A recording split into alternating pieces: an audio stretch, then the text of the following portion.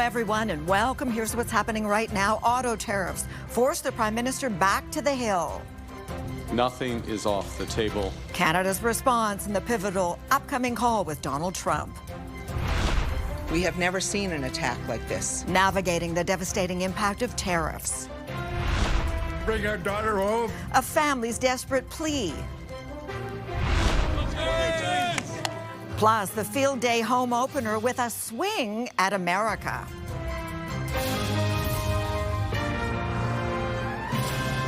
CTV National News with Sandy Ronaldo. Mark Carney put on his Prime Minister's hat today and told Canadians in a television address that nothing is off the table when it comes to responding to Donald Trump's 25% auto tariffs. And he revealed the U.S. president reached out last night to schedule a phone call.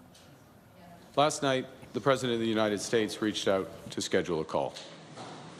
I appreciate this opportunity to discuss how we can protect our workers and build our economies. Mr. Carney also called Trump's tariffs a violation of the trade agreement. Our biggest challenge as a country is becoming the most urgent. Over the coming weeks, months, and years, we must fundamentally reimagine our economy. We will need to ensure that Canada can succeed in a drastically different world.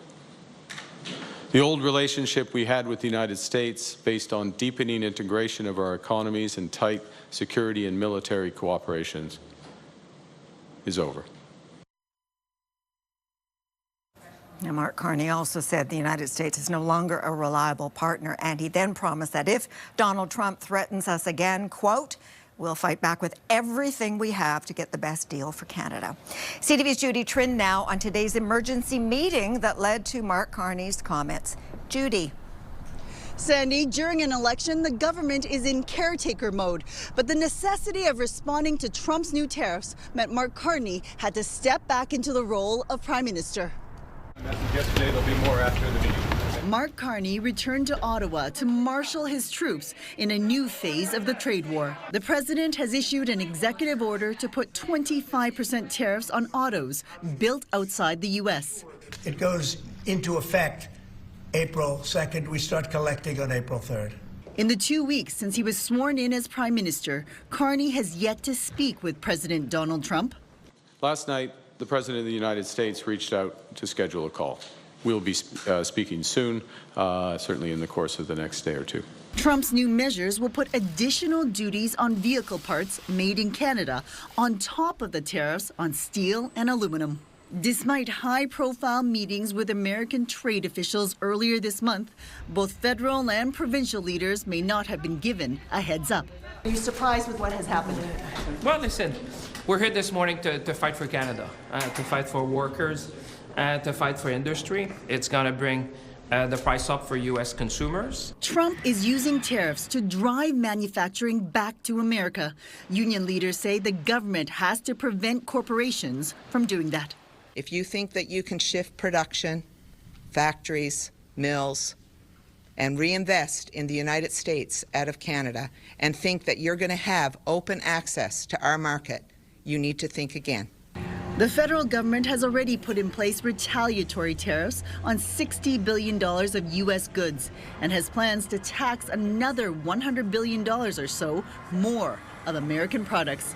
While Donald Trump has delayed talking directly to the Prime Minister, he has continued to escalate his threats on social media, warning Canada that if it works with the European Union to fight back, the White House will impose large-scale tariffs far larger than the ones currently planned on both. We choose our own allies in Canada. We choose how we engage those allies. We are sovereign. So I take note of the President's comment. I don't take direction from it. Trump's auto tariffs forced the cancellation of a planned visit to Quebec City.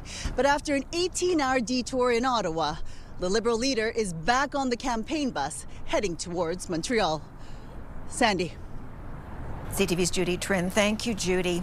All right, let's bring in CTV's chief political correspondent, Vashi Kapelos. And Vashi, Mark Carney called it a negotiation when he was asked about Canada's plans to address Donald Trump's tariffs. And he also said nothing is off the table. So what is your takeaway in terms of Ottawa's strategy now and going forward?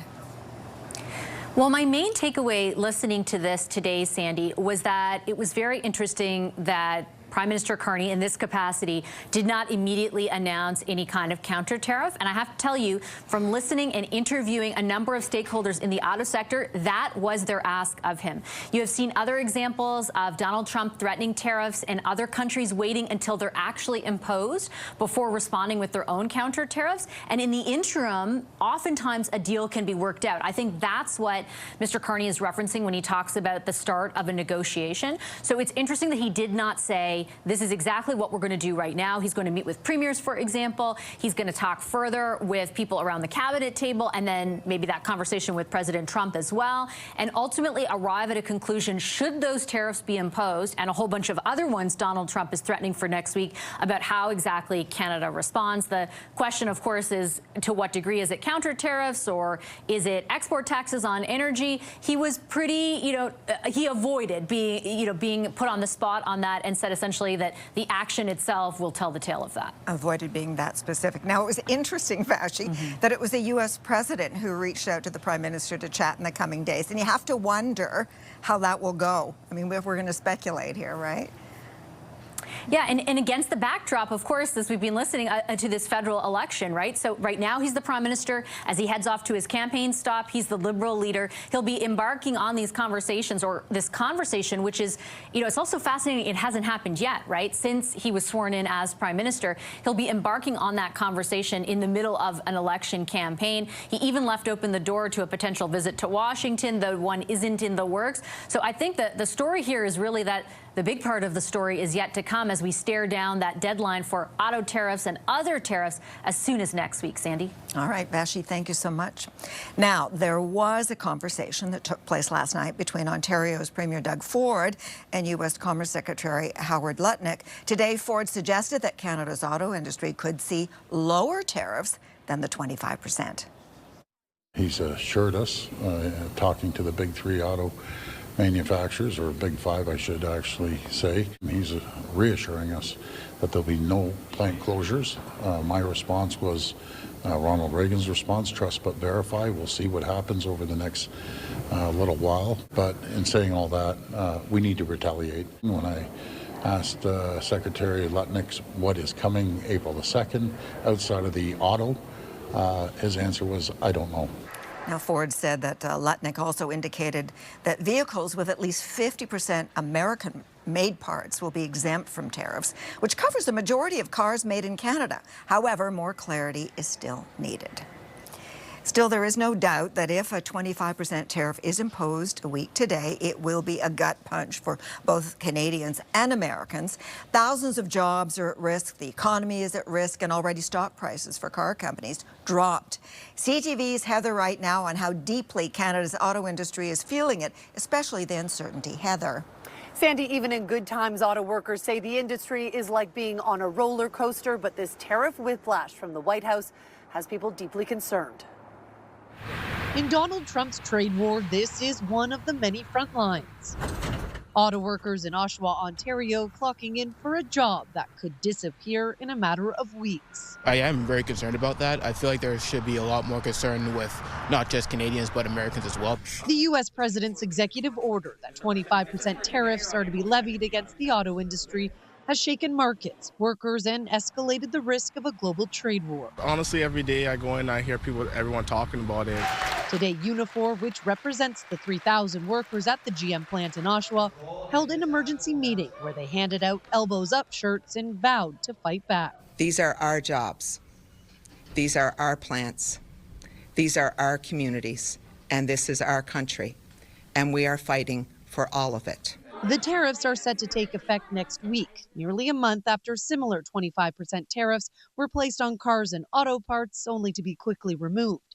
It's not clear if Trump will follow through on his latest threat, which experts say will decimate the interconnected North American auto industry and lead to more expensive cars for consumers. Trying to internalize it into the U.S. economy, to me, is a fool's game. Consumers in North America, including U.S. consumers, we'll see less selection, less innovation, and higher costs for their cars.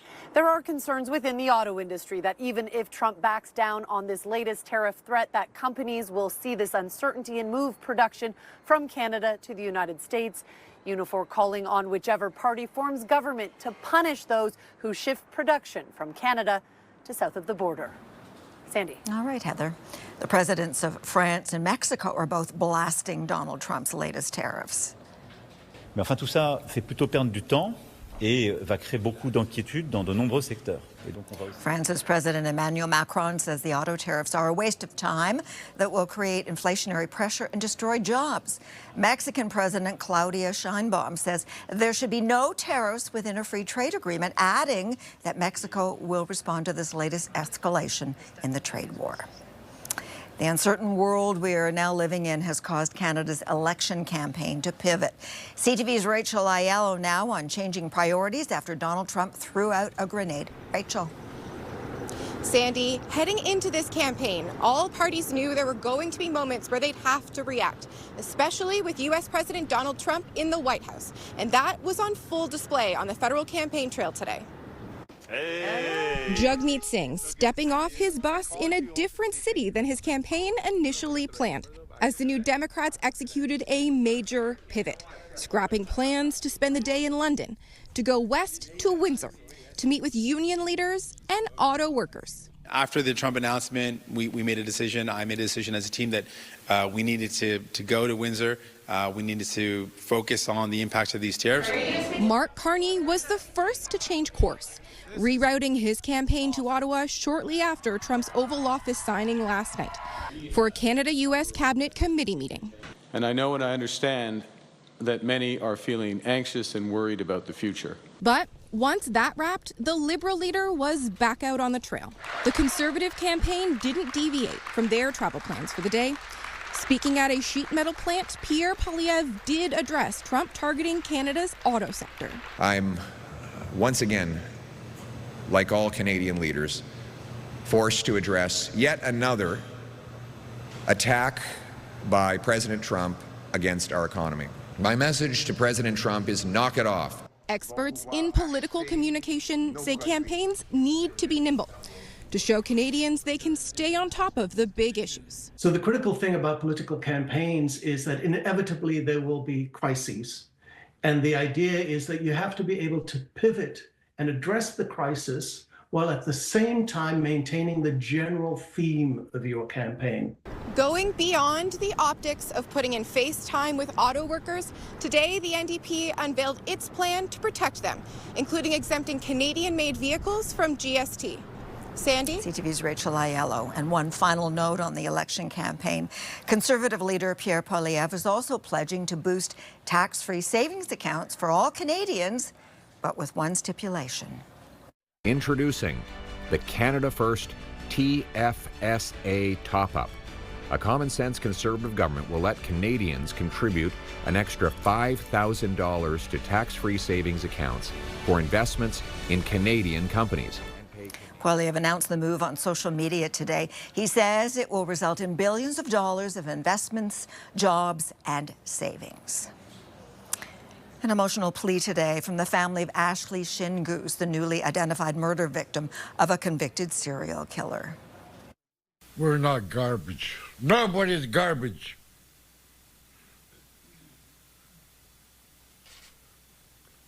Let's make it work. All of us. Get your voices going. Talk.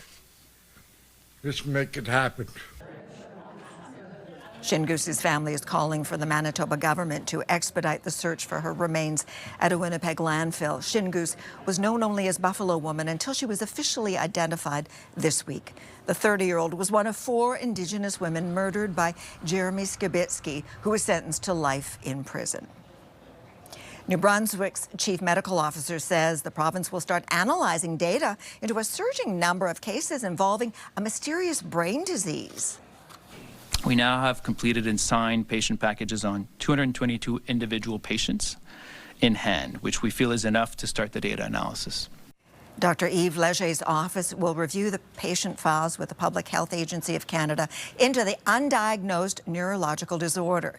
The mysterious disease came into light in 2020 and has since grown to more than 400 cases. Symptoms include memory problems, balance issues, behavioral changes, and muscle spasms.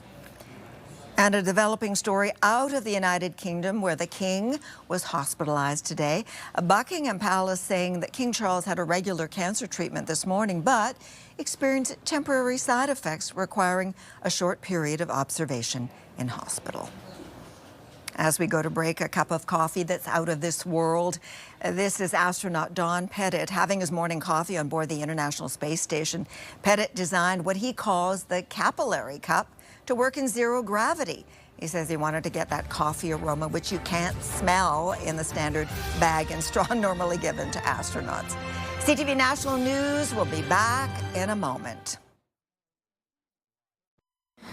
Nearly a dozen suspects from Quebec operating in Ontario have been arrested during a Toronto area police crackdown on auto theft. The community is vigilant in providing video to help solve these crimes, and we will catch you if we can identify you. The force north of Toronto says the group is believed to be responsible for stealing 38 vehicles valued at more than $2.5 million. Police say the suspects were in Ontario for the sole purpose of stealing cars. They would return to Quebec, where the Port of Montreal is a known hub for auto theft activity. Authorities shared this as a series of videos showing multiple thefts in the area. Well, it is spring, but you'd never know it if you look at the prairies today. Snow and freezing rain, and that same weather system is going to dampen plans for Ontarians as well. So we asked CTV's Alison Bamford to check out just how unpleasant things are, and we'll get Alison.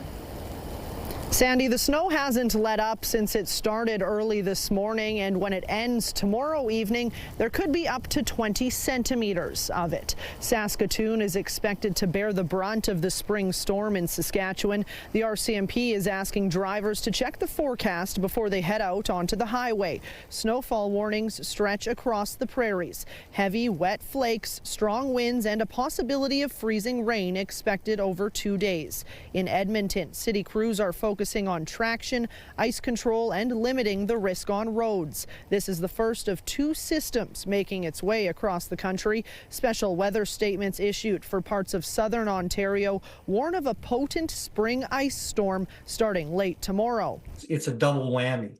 It's one storm bringing notable freezing rain, and then another storm on its heels bringing additional hours of freezing rain. So the combination of these 2 storms impacting certain areas in parts of Ontario and Quebec could lead to these notable ice accretions and potential notable impacts from them. Atlantic Canada is also expected to get hit with the second system near the end of the weekend, starting in southern New Brunswick and Nova Scotia before it moves north. These spring snowstorms aren't unheard of, and Environment Canada says it's too soon to say if this will be the last one of the season.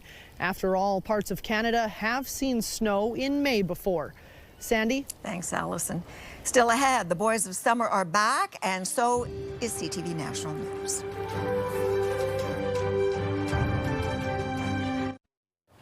Opening day for baseball's Toronto Blue Jays at the Rogers Centre, but amid heightened Canada-U.S. relations, the question was how fans would react to the American anthem. CTV's John Venevali-Rao is on this story, and John, tell us, how did it go? Sandy, this is the first time in 3 years that the Jays have opened their season at home. The pregame ceremony always full of patriotism, but everyone was wondering what would happen when the Star-Spangled Banner was played. And there, you may hear it, there were some boos, but only as the anthem began, and afterwards the performers were cheered. By the dawn's early light. Of course, we've heard anthem booing in other sports recently, but by comparison, this was subdued. And of course, plenty of cheers as the Canadian anthem was played and a giant flag brought out. Of the booing ahead of the game, some fans said they'd hoped it wouldn't happen because there's a lot of Americans on the Blue Jays, and the team's president expressing hope that the sport would transcend the current trade war. I've always looked at baseball and sports as being a place to kind of depart from politics, war, strife. This is a place to get away from it, a place to escape. I think I'm just going to sing loud and proud when that Canadian national anthem comes on. Earlier, some of the players told us they just want to focus on the game and not the rhetoric and trade rift. I don't really into it. I feel like I need to do my job. My job is on the field, so that's where I'm going to be focused on. As for the team, they're coming off a losing year, dead last in their division, hoping for a much better season ahead. What could be the last for Vladimir Guerrero Jr. and Bo Bichette as Blue Jays. And with fewer Canadians traveling to the U.S. this year, the Jays may see fewer blue jerseys in U.S. ballparks when they're on the road. Sandy. All right, John. After the break, a grassroots appeal not to be forgotten. The issues that mean the most to members of Manitoba's largest First Nation.